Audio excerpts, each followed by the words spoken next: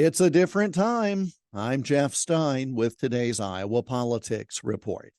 I remember being in kindergarten 55 years ago now, and each one of us in the afternoon class at South Tama Elementary in Toledo got a wrapped present at Christmas time. It was a little notepad and pencil with the phrase, "Merry Christmas from your teacher," stamped on the front of the plastic case in gold print. The teacher had bought them and wrapped them herself, with the not subtle encouragement included of the value of writing and note-taking. That was such a simple gift, yet so full of impact. I guarantee I still have that gift all these years later. Contrast that, though, with what's going on in some of our public schools today. Great KXEL listeners are kind enough to share all sorts of examples of things with me. This was a photo of a pencil that read, "We support public education" on the side, and apparently all the students at this particular public school got one. Keep in mind that students and their parents have to spend hundreds of dollars on school supplies these days, well beyond the Trapper Keeper and box of Crayolas in the past, because the schools say they just don't have the resources.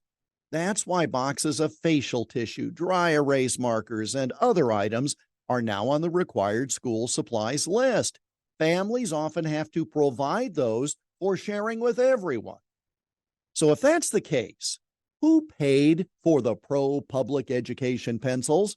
It's clearly a political statement, so it's not appropriate for public money to have gone for them. And if they were paid for by some outside group, including a teachers union, well, it's also not appropriate. Unless they also allow distribution of pencils that say, "We support private schools" on the side. And on what other public issues are students being given material promoting only one side? There's a part of me that wants to donate something with a contrary statement printed on it and see if the schools would freely hand those items out to students. But I don't need to waste the money or the time. We all know what the answer would be. Thanks to the listener who sent that photo, and to everyone who similarly calls out indoctrination like this in all forms. Because when people lament to me how bad things have gotten and ask what they can do about it, I always say to take care of home first, their own surroundings. So pay attention, stay engaged, and don't be shy. All very legal forms of conduct, and all very effective in returning us to the days when a student could get a gift from a teacher and no one would be worried about the political statement it was sending.